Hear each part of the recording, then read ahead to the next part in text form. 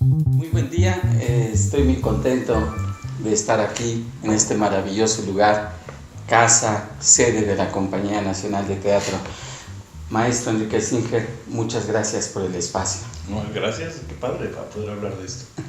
Maestro Enrique Singer, director de la Compañía Nacional de Teatro, un hombre con mucha experiencia, ha hecho usted de todo, actor, productor, ópera, cine, teatro en atril, cabaret y hasta mimo. Sí, claro. Más bien no hasta mimo, por ahí empecé. ¿Cómo entra usted al mundo del mimo? Bueno, yo empecé mi carrera hace 40 años, o sea, mucho tiempo ya, 1979 aproximadamente, o sea que estaría cumpliendo 40 años, no sé cuándo empecé, justamente estudiando pantomima. Hay que entender que la pantomima, como se conocía en aquella época y como normalmente se conoce, que es a partir de la técnica de Marcel Marceau, con Charlie Barrol, incluso Alejandro Jodorowsky, era el mimo de cara blanca que hace objetos que no existen, los recrea con su cuerpo. En aquella época iniciaba la moda de la pantomima, en realidad. Era recién llegada a México y me metí yo a estudiar.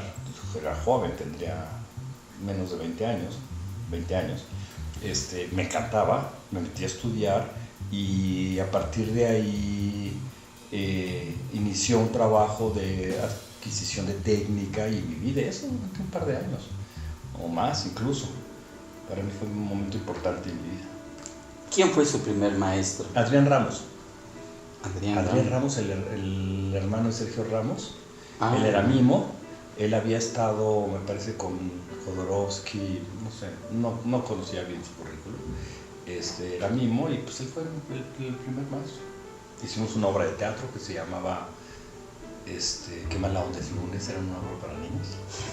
Pero lo más importante del asunto es que un amigo y yo nos fuimos a trabajar a la calle y dijimos, ya queremos trabajar, queremos estar en un escenario. Y como no teníamos en ese momento nada, nos fuimos a trabajar a Chapultepec. En aquella época no existía la cultura del trabajo en la calle. Prácticamente nadie lo hacía y Chapultepec estaba vacío, prácticamente vacío de puestos ambulantes, era otra cosa. Este amigo y yo llegamos, Ernesto Lezama, llegamos a trabajar a la calle, nos ideamos una pequeña historia de 5 minutos y empezamos a trabajar. Incluso recuerdo que un policía, estábamos sentados encima del puente del circuito interior, estábamos muertos de miedo, el primer día que íbamos a trabajar. Y un policía pasó y nos dijo, ¿qué? ¿No se van a poner a trabajar? Sí. Y casi nos empujó a trabajar. Y escogimos como escenario escogimos un escenario muy bonito que vimos, que era ni más ni menos que el Monumento a los Niños Héroes. Ese blanco maravilloso que está ahí en la entrada de Chapultepec. Y dijimos, ¡ay, qué bonito escenario! Está perfecto. Nos subimos al Monumento a los Niños Héroes y nos pusimos a trabajar, a hacer una pequeña rutina. Y inmediatamente se juntó la gente y nos empezamos a divertir. El mismo policía pasó y nos dijo, sí, pero no aquí. Váyanse a la calle. Abajito. ¿Qué? Porque escogimos un super escenario, ¿no? Y ya nos bajamos a la calle, donde entroncan ahí en el Museo de Arte Moderno, donde entroncan las calles, ahí en medio. Y bueno, pues resultó que estuvimos no sé cuánto tiempo ahí trabajando y acabamos haciendo una rutina de 1 hora. Todo sin palabras. Claro, y era la pantomima en el estilo de Marceau. El mimo blanco, sin palabras, que de alguna manera recrea situaciones a partir de la técnica. Sí, de hacer visible lo invisible, o la ilusión del objeto imaginario. Y ahí sí trabajamos durante muchísimo tiempo. Después trabajé en aquella se llamaba la UTEC, la Unidad de Televisión Educativa y Cultural de la Secretaría de Educación Pública, que en aquella época hacía los programas de telesecundaria. Estoy hablando de verdad, hace 40 años. Los programas de telesecundaria salían en la televisión abierta en las mañanas. Eran se enseñaba inglés, matemáticas. Yo era el mimo de las clases de inglés. Y así estuve trabajando durante mucho tiempo. Me fue muy bien, me divertí mucho. Y llegó un día en el que pues dije, bueno, ya hay que pasar ya a otra cosa, ¿no? Hay que hacer otra cosa. Pero evidentemente mi recuerdo de la pantomima, además de que es muy cálido, realmente me sirvió mucho para mi carrera como actor y como director posteriormente. Fue una base muy interesante y muy importante para mi entendimiento del trabajo escénico y yo creo que mucho del estilo que yo tengo de trabajo está marcado por esos primeros años con el trabajo de pantomima.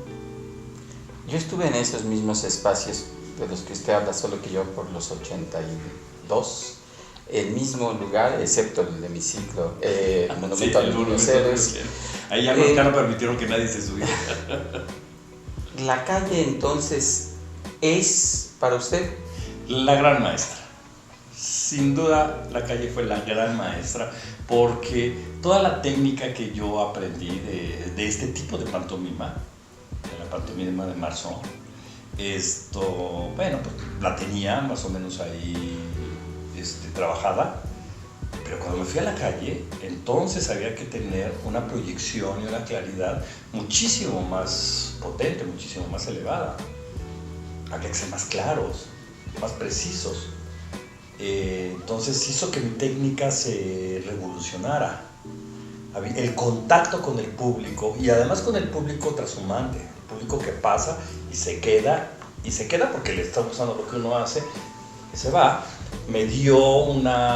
mí me dio una visión de la limpieza muy importante, la limpieza, la pulcritud escénica en la pantomima. No hacer de más. No hacer de más ni hacer de menos. Ser exactos, precisos, inicia un movimiento y termina el movimiento. En el momento exacto, como tiene que ser. Aprendí eso. Aprendí cuestiones rítmicas, como reglas que hacen que el ritmo tenga la suficiente potencia como para jalar la atención del público y siempre mantenerla con sus crescendos y sus decrescendos rítmicos naturales.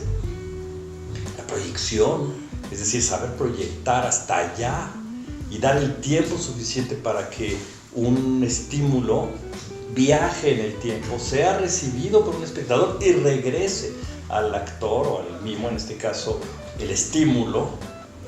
¿Sí? Es como una conciencia inconsciente, es un sentido que hay que desarrollar, el sentido de la proyección, seguramente lo has sentido, básico, que yo aviento algo al público. Mikhail Chekhov, que es un sobrino de Anton Chekhov, un gran pedagogo de la actuación. A él le llama la irradiación, irradiar un estímulo y recibir el contraestímulo del público. Eso es todo un arte, eso lo aprendí yo en la calle. ¿Cómo lo siente uno? ¿Quién sabe? Es un sentido que se desarrolla, el actor lo desarrolla, ¿cierto? Sí. Simplemente si la gente se te va, te das cuenta que algo está pasando mal. ¿Sí? Los tosidos, esas cosas son como obvias, que la gente empieza a toser o que la gente se para y se va, pero hay algo en la energía del público, que el actor sabe que ahí están, que están con uno. Que hay comunión. Que hay una comunión, exacto. Eso lo aprendí yo en esos primeros años, trabajando en la calle y trabajando con la pantomima. La concentración escénica, esta cosa que Stanislavski le llama la soledad del público. Ajá. Ahí lo sentí. Es decir, realmente tener conciencia del público, pero tener conciencia de mi compañero, de mí. Realmente fueron años de gran aprendizaje y esto se lo debo mucho a mi trabajo de mimo. ¿Le dice a usted algo Etienne Decroux? Bueno, pues es toda una técnica, ¿no? Uh-huh. Y mucha gente estudió ahí. Uh-huh. Y creo que hasta donde sé, no sé tanto, uh-huh, pero hasta donde yo sé es una técnica que revoluciona la pantomima. Sí, es el padre del mimo contemporáneo. Exacto. Es el maestro de Marceau junto con Jean-Louis Barrault, ¿no? que lo mencionó usted. Yo no llegué hasta allá, lo mío era demasiado primario. Yo estudiaba, veía Marceau, más o menos, para nada me interesaba la teoría del asunto, me interesaba hacerlo. Tenía 20 años, ¿no? Nunca ganas de hacer cosas. Y ganas de hacer cosas, que es lo más importante. Totalmente. Y la verdad es que yo me fui a hacerlo a la calle y aprendí a técnica, repito, en la práctica. Sí tomé un taller muy largo que duró un año, una cosa así, sobre principios técnicos del trabajo con el cuerpo, pero lo que me sucedía a mí es que mi trabajo corporal, más allá de la técnica del mimo estilo Marceau, mi técnica corporal no iba más allá. No tenía yo un cuerpo flexible, un cuerpo que hiciera marometas, cosas, por lo cual no fui más allá que esto. En un momento dado, yo personalmente, pero eso es una cuestión muy personal, necesité la palabra. Y dije, necesito hablar, quiero hablar. Y entonces empecé a probar otro tipo de cosas y me fui hacia el cabaret y hacia el clown, muchas cosas, para probar otras técnicas distintas que me fueran llevando hacia lo que yo considero que era mi lugar, el cual todavía no sé cuál es. Renato de la Riva. Renato de la Riva. Trabajé con él en impresiones. Yo creo que todos pasamos por ahí. Nos fuimos de giras que hacía maravillosas. Trabajé en impresiones. También, pues, un hombre con mucha disciplina, muy trabajador, e hizo este espectáculo, que fue un espectáculo muy famoso en su momento, que andaba girando por todos lados. Aquí aparece Renato. Ahí está Renato. 1000 representaciones. 1000 representaciones, de las cuales yo habré dado, no sé cuántas, muchas, pero 999. No, yo habré dado 100, no sé, pero o sea, el 10%. O sea, pero bastante, ¿no? O quizás más. Lecoq. Otro maestro contemporáneo, ¿no? Estudia con Lecoq. Exacto, otro maestro contemporáneo, ¿cierto? Sí, totalmente. Conozco a sus alumnos, conozco mucha gente que pasó por ahí y creo que le debe mucho el trabajo corporal a Lecoq, dada la cantidad de alumnos que tiene. Sí. ¿No? Además, muy distintos. Además, ya tiene hay alumnos que estudiaron con alumnos de él, ¿cierto? Totalmente, sí. Entonces, sí, es un maestro contemporáneo también muy importante. Platicando con Renato de la Riva, me dijo que en su momento el maestro Jimeno, gran maestro, lo había invitado a irse, le había dado una beca para irse a estudiar justamente con Lecoq, pero que la intención era formar una compañía nacional de pantomima. ¡Qué maravilla! Yo no sé si en una segunda plática no se acordaba que me había dicho eso. Entonces yo no sé si es cierto o no es cierto. Yo nunca supe eso. En realidad nunca lo oí. Una compañía nacional de mimos nunca lo vi. En aquellos tiempos hay que entender que realmente era una disciplina que estaba en una alta estima por parte de todos, las autoridades, el público, los artistas. Después sucedió algo muy extraño e injusto desde mi punto de vista, porque cayó en una especie como de ostracismo, el trabajo del mimo. Y entonces se convirtió en una especie de sinónimo de algo antiguo, porque nada más se piensa en el mimo a partir de Marceau, el cara blanca que hace paredes, ¿no? Pero el mimo es mucho más que eso. Totalmente. Muchísimo más. Entonces, siento yo que no hubiera sido raro que hubiera habido la intención de hacer algo así. No me hubiera sorprendido que alguien lo planteara. Yo nunca lo oí, pero no me hubiera sorprendido, porque en esos momentos era un arte que estaba en un pedestal muy importante. Sí. Yo creo que eso se debería de recuperar. He visto trabajos de mimos que van muchísimo más allá de la cara pintada, y me parece un arte exquisito. Justamente aquí está el trabajo de Borbolla, de Eurídice, que hicieron un trabajo estupendo, una obra de teatro muy compleja, con ideas complejas, con una visión compleja del mundo, a partir del trabajo del mimo, no del mimo de Marceau. No era un espacio vacío y actores haciendo paredes, era otra cosa totalmente distinta. Yo agregaría algo, la necesidad del arte y del transmitir una emoción o transmitir una historia humana. O sea, yo le agregaría eso. Porque efectivamente el artista circense podría ser un mimo, pero no es un mimo. ¿Por qué no es un mimo? Porque no está transmitiendo arte de representación humana. emociones, situaciones. Pero yo creo que esta definición muy interesante que haces sobre el mimo, en realidad es una vuelta al pasado, es un regreso al origen. Un regreso al origen de la actuación, un regreso al origen del arte escénico en general, danza, actuación, con música. O sea, no creo que sea la renovación, no creo que sea una innovación, creo que es la esencia, que la esencia que está al principio. Yo siempre me he imaginado, primero, yo creo que el trabajo del actor escénico es probablemente una de las primeras expresiones artísticas del ser humano, sin lugar a dudas. Probablemente es la primera. ¿Por qué?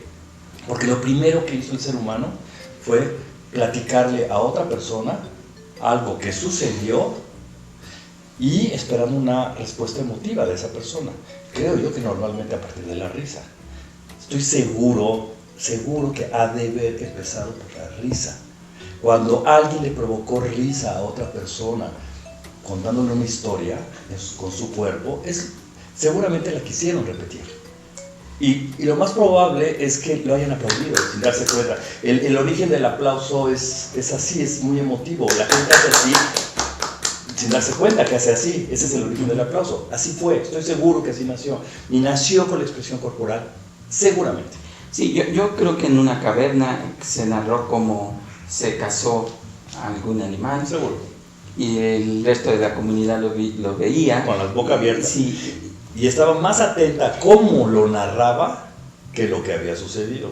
Es bastante probable que en medio de esa tribu haya habido una persona con talento, una persona con chispa, con ángel. Así se le ha llamado de distintas formas a esa cosa misteriosa que tienen ciertas personas para poder contar una historia y que sea recibida con el alma abierta. Lo más probable es que así fue y lo más probable es que usó su cuerpo, más que su palabra. Y finalmente estaba transmitiendo algo. Yo justamente hablo de un mimo comprometido con su momento histórico. La definición del circo es otra, es un arte distinto.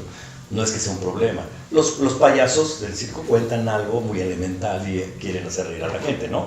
Pero el trabajo del artista escénico mimo es mucho más elaborado. Chaplin, que es el gran mimo, pero también un gran clown, aunque no se le llamara de esa forma, ¿no? Como nos cuenta todo lo que ve en tiempos modernos o en El Gran Dictador. Hay un compromiso, ¿no? Jesús Rodríguez. Yo trabajé con ella bastante, somos amigos, más cercana al clown, en cierto sentido, que ella odiaba la pantomima, la odiaba. O la odia hasta, no sé, ya no hemos platicado de eso últimamente, pero vaya, detestaba el mimo de cara blanca que hace pantomima, ¿no?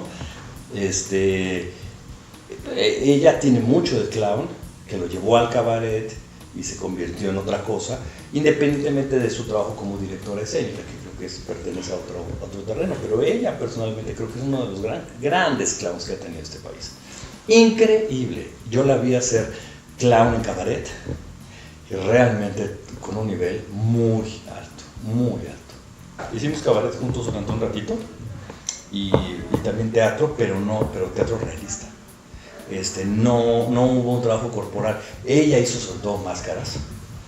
Trabajó con Glenys McQueen durante mucho tiempo, con Las Sombras Blancas, con Julio Castillo, y era trabajo corporal con máscaras. Muy interesante el trabajo que hacía. Yo no estuve en ese carril. Yo trabajé más en cabaret y más en teatro realista. Hicimos ahí un par de cosas. Julio Castillo fue alumno de Alejandro Jodorowsky. Exacto. También él estuvo un poquito... Y Adrián Ramos, mi maestro, era muy cercano a Julio Castillo. Eran bastante amigos. Eran todo un grupo de amigos donde estaba Luis Torner, estaba René Campero, estaban muchos actores pasaban por ahí. Y Julio Castillo era parte de ese grupo. ¿Los Arau también? No, Arau, no, ellos estaban en otro lugar. Y el padre Arau, que era también un gran mimo. Sí, el padre, Arau. Alfonso Arau. Increíble, no, yo nada más lo conozco tangencialmente, pero vaya, era un muy increíble. Y sus primeras épocas con Sergio Corona era increíble. Era un momento muy importante y mucha gente entraba a partir del trabajo de mimo a la carrera. Mucha gente que empezó por ahí, incluyéndome. ¿Cómo ve la pantomima en México actualmente? Hubo una época en la que hace no mucho tiempo se hablaba de teatro del cuerpo. Yo creo que en cierto territorio teatral, en la palabra mimo y la palabra pantomima mucho más, cayó en desuso y se convirtió en teatro del cuerpo. Nunca me ha gustado mucho eso de teatro del cuerpo, porque todo el teatro es teatro del cuerpo, ¿no? Tanto es así que la gente que hace o hizo teatro del cuerpo regresó finalmente nada más a la definición del teatro, que es demasiado amplia. Teatro es cualquier cosa que esté en el escenario en donde se cuenta una historia. Todos estos años en donde cayó digamos que perdió prestigio, el trabajo del mimo en México, retrasaron desgraciadamente mucho el desarrollo. No, en las escuelas se dejó de la pantomima. Parte de los planes de estudio de cualquier escuela mínimamente seria era la pantomima. La escuela de arte teatral, incluso en el CUT, la pantomima era parte del plan de estudio. Dejó de haber. Entonces, y pasó a ser expresión corporal. Pero era expresión corporal, o es expresión corporal, dedicada a los actores realistas además de todo.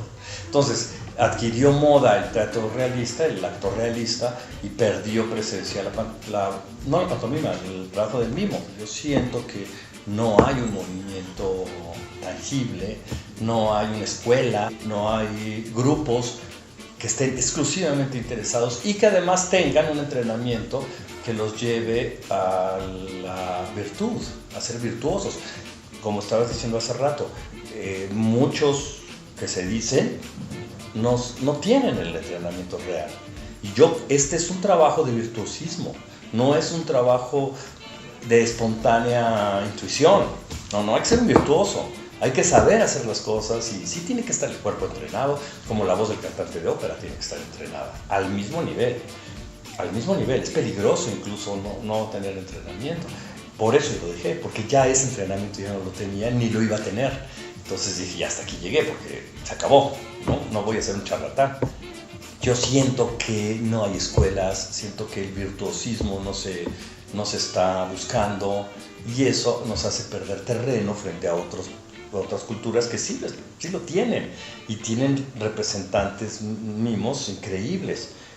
Nosotros no. Ese es mi punto de vista, eso es lo que yo veo. Cuando yo hablo de escuelas, no nada más me refiero a una institución, me refiero a un movimiento que defina una escuela claramente para el público y que el público la busque. Por lo mismo no tiene un público muy amplio, porque no hay una corriente. Hay una escuela de actuación realista en México, la hay, ¿sí? ¿No? Hay una escuela de ópera, de cantantes de ópera, pero donde mimos. Aparte de la escuela, que la escuela ayuda a eso, a que haya un movimiento. No lo veo. Hay individuos que hacen, pero siento que no hay una corriente, o al menos eso es lo que veo. Sí, totalmente de acuerdo. Mima escénica, Humberto Ibarra, un servidor, es lo que estamos fomentando, estimulando. Por esto la importancia de escuchar a personalidades como usted, que tienen mucho que decir, y qué bueno que escuchen de otros lo que acaba usted de decir. ¿Usted ve algún futuro? Sí, claro. En realidad me sorprende mucho lo que veo en las esquinas de la Ciudad de México. Veo a mimos trabajando en las esquinas de la Ciudad de México. Veo a jóvenes que están haciendo trabajo corporal y que cada día son más virtuosos. Recuerdo cómo empezaron con algunos malabares. Ahora ya veo expresiones que de repente digo, mira, son cosas que yo ya no puedo hacer. No nomás por mi edad, sino no podría haber hecho nunca. Es gente que se está entrenando, gente que está haciendo cosas. Entonces yo lo que creo es que somos un país de mimos. Es lo que veo. Yo veo que brotan, ahora sí que brotan en las calles. Entonces yo lo que creo es que estaríamos esperando que aparezcan aquellos que nos van a sorprender en el escenario, no nada más en las esquinas, en el escenario, nos van a sorprender. Y que nos van a sorprender porque hacemos cosas que los demás no pueden hacer. Ese es el punto, creo yo, que es el primario, el de la cueva que decíamos. que se paró una persona a contar cómo cazaron al mamut, pero lo contó de tal manera que lo hizo y los demás no lo podían hacer. Y eso fue lo que les sorprendió, el arte de poder contar la historia de tal forma que a mí me sorprende y que le aplaudo porque me enseñó algo nuevo. Está por renacer, estoy seguro de que va a renacer, y ahí están ustedes rascando, buscando para hacerlo, porque yo veo el material.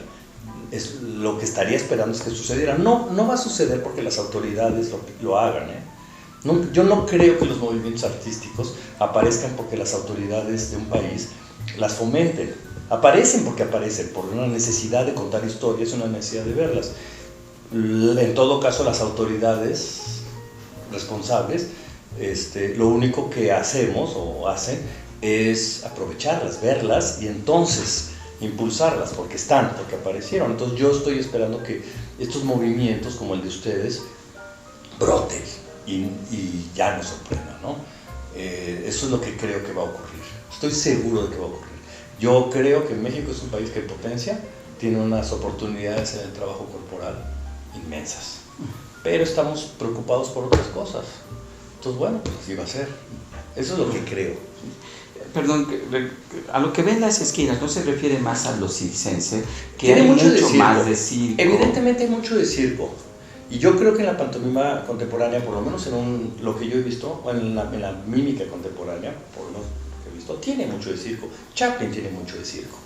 O sea, hay elementos circenses, por ejemplo, para poner un ejemplo, la escena en tiempos modernos donde está patinando y se ve en un abismo. Bueno, el tipo es un virtuoso de circo. ¿Qué tiene el circo que le puede dar al mimo? Eso, un entrenamiento corporal que lo lleva a situaciones límites, que los demás nos sorprende. Claro que tiene mucho de circo, pero además de circo yo ya empiezo a ver principios escénicos, no de contar una historia, pero sí de expresar con personajes algo más allá del simple malabar, que eso ya nos empieza a acercar a la mímica, es decir, que hay una expresión artística, no nada más una expresión de virtuosismo técnico, corporal, que es más el circo. Entonces, desde esa perspectiva creo que somos un pueblo histrión, esa es la verdad, un pueblo de actores. Bueno, este país fue fundado con el teatro. El teatro es una de las expresiones que funda el país. Con la llegada de los españoles es a partir del teatro que hay una conversión religiosa en el país. Somos un país de teatreros. La mayoría de la gente que le platico a lo que me dedico, muchos me dicen, yo hubiera querido hacer eso. Es evidente que lo somos. Lo que pasa es que está en estos momentos desdibujado, como muchas cosas están desdibujadas en nuestro país. Pero siento que ahí está efervescente y que en cualquier momento aparece. Eso es lo que creo. Claro que te estoy hablando desde una perspectiva que ya no está concentrada en eso. Es decir, mi cotidianidad no está en saber qué está pasando con la mímica. Claro. Es evidente, estoy concentrado en otras cosas, pero yo siempre tengo un ojito puesto ahí, porque es mi origen, porque yo empecé por ahí y lo quiero mucho. Recuerdo en aquellas épocas cómo nos impresionaron los Moment Shots, ¿te acuerdas? Claro, los maravillosos. Que nos abrió la posibilidad a que hubiera una mímica que no fuera la pantomima, pero siento yo que en México hay mucho que explorar en ese sentido. Somos un país en donde escénicamente somos criollos. ¿Qué significa eso? Somos todavía, hasta el día de hoy, hacemos un arte escénico extranjero, que ya nació en México, pero es extranjero, criollo. Creo que necesitamos estar más en nosotros, investigar más lo que somos nosotros. Pero bueno, pues eso se llevará muchos años. El único artista, no el único, pero los artistas que yo conocí realmente mexicanos era Julio Castillo. Él es un ejemplo de un artista escénico muy mexicano, muy de la Portales, vaya. Y los hay, por supuesto, pero siento yo que todavía imitamos mucho los modelos de otros lugares y los tratamos de traer aquí de manera casi mecánica. Y necesitamos desarrollar una mímica nuestra, ¿no? Irrepetible del mundo. Falta de identidad. Probablemente. ¿Sabe usted que Alejandro Jodorowsky junto con Juan Gabriel Moreno trabajaron La Caja de Cristal? la caja de cristal, lo que hemos estado haciendo, todo el único ejemplo que hacemos, Alejandro la montó con Juan Gabriel. Alejandro se fue a ver a Marzón y se la vendió. Y regresa y le dice a Juan Gabriel, ya no puedes hacer la caja de cristal. ¿Sabe usted eso? Ahora es de él. Ahora se la Qué maravilla. No sabía. Y entonces Juan Gabriel le dice, yo la voy a seguir haciendo. A mí me vale. Y la siguen haciendo. Esa es la parte que también yo digo, qué tan difícil porque la hizo un mismo mexicano con un maestro chileno, educado corporalmente en Europa con Marceau. Yo sí creo en un arte universal. Claro, me encanta la danza del venado. ¿Qué es la danza del venado, maestro? Para mí, es la mejor mima con identidad nacional. Hay una historia. Incluso yo puedo decir que hay hasta un compromiso de lo que hablaba yo hace rato. La danza del venado es para mí un ejemplo de mima nacional. Y no es más que una danza corporal, ¿no? Es interesante. Así como vio usted a Moment Chance, ¿vio alguna vez a Frédéric Farmer? Sí, por supuesto. Sí. ¿Algún recuerdo de él? Es que me gustó mucho, que también me pareció muy sorprendente. Ahí también fortalecía mi idea de que yo no era eso, de que ellos ya tenían un camino, además un camino que tiene Frédéric, los Moment Chance, todos ellos ya de compromiso de vida. Porque la mímica, el trabajo del artista corporal, es un trabajo de compromiso de vida. No es un trabajo pasajero. No, es un compromiso para siempre, hasta de lo que voy a comer, vaya, el cuidado con el cuerpo, muchas cosas de compromiso que yo me di cuenta que no era, que mi compromiso iba por otro lado. Pero ahí con ellos yo vi eso, un compromiso absoluto. Muchos alumnos conocí, él tuvo muchos alumnos en México, ¿no? Sí, algunos de los Bichir, sí. Bueno, llegó con Oramanek. Exacto. Sí, muchos, muchos. Bueno, yo estuve con él del 83 y bueno, hasta el 19 de septiembre del 85 que murió. Y todavía intentando hacer cosas un poco después. Qué maravilla. Un poco después. Sí. Maestro, me quedo con palabras como compromiso, entrenamiento, dedicación. Se me olvida alguna de las que... Yo creo que hay una que es el desarrollo de la inteligencia. O sea, yo creo que hay que saber desarrollar la inteligencia y eso ya de sí mismo es inteligente. El actor de palabra, el actor realista, para decirlo de alguna manera, tiene un tipo de inteligencia y el mimo tiene otro tipo de inteligencia, que también se parecen, obviamente, comparten, pero la inteligencia del actor escénico, del artista escénico, es muy particular y hay que saberla desarrollar. Ser inteligentes en la escena. Esa inteligencia es, dando un círculo y regresando al principio, saber desarrollar ese contacto con el público, la forma de estar parado en el escenario, saberse comunicar con tu compañero, saber qué es lo interesante, qué es lo no interesante, ¿no? Tiene que ver con el compromiso, tiene que ver con todo, pero sí creo que hay que saber, que hay que ser muy inteligentes escénicamente y que hay que desarrollar compromiso, disciplina. Bueno, si algo debe tener disciplina es el trabajo corporal. Es la disciplina de un bailarín de ballet clásico. Es distinto que lo que tiene el baile del venado. La danza del venado pues, es un hombre con una disciplina increíble. Los que ya no estamos en eso, y los que en todo caso somos espectadores, lo que estamos esperando es que nos ocurra. ¿Okay? Eso es lo que estamos esperando.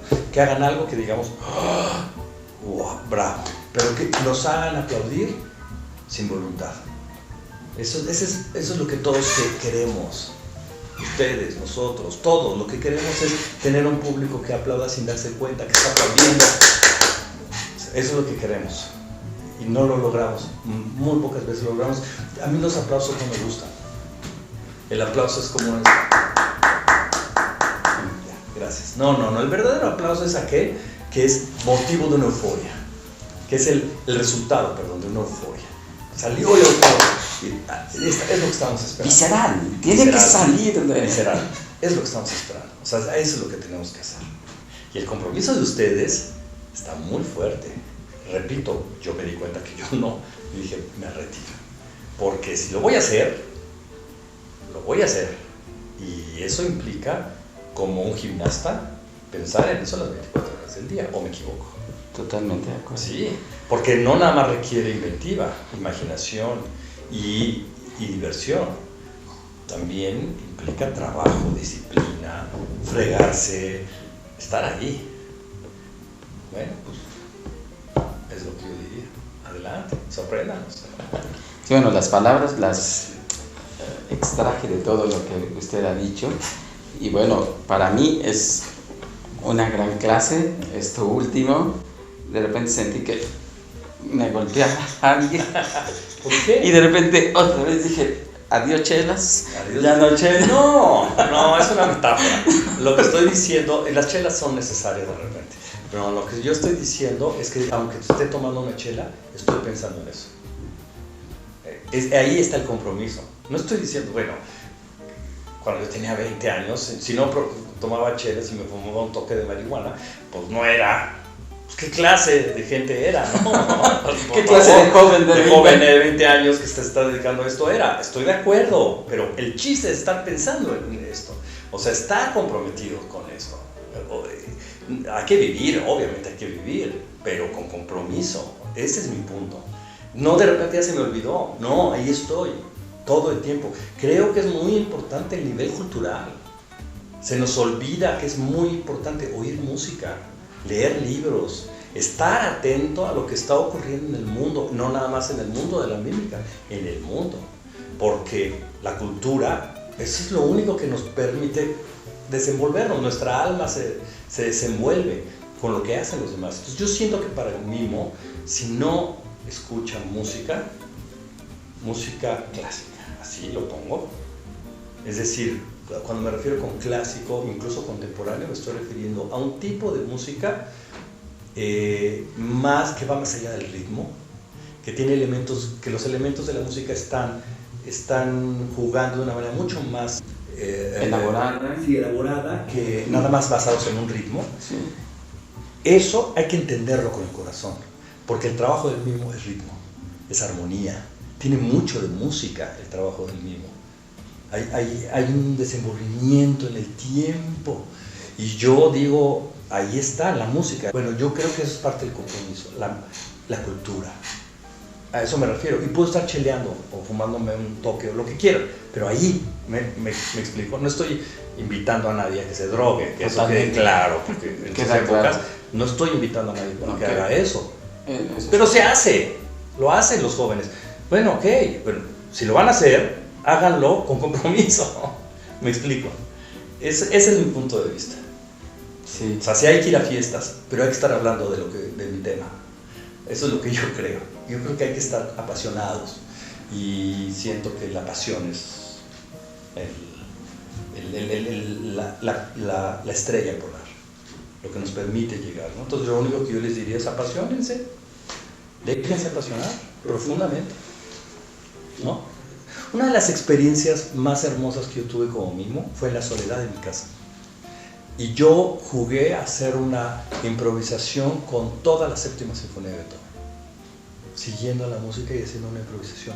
Fue una de las experiencias más hermosas que tuve yo conmigo mismo. Realmente nunca lo presenté al público porque no era para eso. Yo no lo estaba haciendo para preparar un show. Era una cosa personal, con la séptima hacer una historia. Caminando. No soy más que nadie. No, soy igual de principiantes que cualquier gente, ¿de acuerdo? Eso es así. Yo personalmente me siento como cuando empecé mi carrera. Esto de la piedra de Sísifo es real. Uno vuelve a empezar y vuelve a empezar y vuelve a empezar. Entonces, bueno, whatever, eso puedes no poner. No, y hay otra que realismo. Realismo, así es. No estoy pecando de humilde, así es. ¿Quién sabe ya lo suficiente como para realmente decir ya llegué, ya sé? Nadie lo sabe. Nuestro trabajo no es una profesión, Es un oficio, una forma de vida, pero es un oficio. ¿Cuál es la diferencia? Yo estudio para ser ingeniero y podré seguir estudiando para ser ingeniero. Nosotros aprendemos haciéndolo, con otros maestros que nos dicen, cuidado, no. Esto es demasiado. No, haz 1, 2 y 3. Con eso es suficiente. Ya, lo diste todo. Limpieza, pero es un maestro el que nos lo enseña. Práctico. No es en la universidad. Es un oficio. Nosotros somos oficiantes. Trabajamos cotidianamente aprendiendo. Por eso es infinito. Y es haciéndolo. Nada más haciéndolo, ¿cierto? Totalmente. Entonces, lo más importante es la práctica. Y el respeto a la práctica. Cuando digo respeto a la práctica, me refiero al respeto a los maestros. La gente que lleva en esto 20 años más que yo, tiene algo que enseñarle. Así es nuestro oficio. Es un oficio que pasa de maestros a alumnos. Lo decía Yamilar, pero no importa quién lo haya dicho. Es real. Por eso digo realismo. Atrás de nosotros hay mucha gente y adelante hay mucha gente. Somos una partecita y adelante hay mucha gente que sabe más que yo. Y yo tengo que estar ávido. Y a veces sucede que voy y me sorprende y tengo algo que aprender de eso también. Entonces yo siento que más que humildad es que es así, es real, punto, así es. Y sí te obliga a ser un poco humilde y decir, no sé lo que yo creía que sabía. Yo estoy viendo lo que están haciendo los jóvenes ahora, las nuevas tendencias del teatro de los jóvenes, y me sorprendo mucho y digo, híjole, hay cosas que no puedo hacer, que no tengo esa imaginación, que no tengo esa frescura de visión del mundo, ese contacto con lo que los jóvenes están teniendo, o muchos jóvenes, o algunos jóvenes están teniendo, y que pueden reproducirlo escénicamente. Y no más me refiero a la mímica, me refiero al teatro, a lo que sea.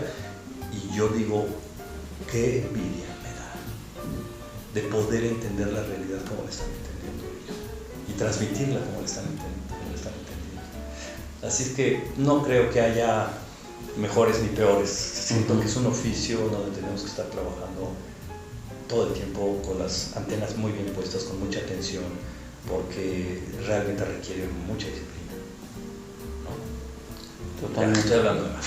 Nunca. Me pasé, no Creo que nunca háblalo más. Muchas gracias. Nos vemos la próxima semana. Maestro, gracias por el tiempo. Le agradezco. Muchas gracias. Vamos a hablar. ¿Le gustó entonces? Muchísimo.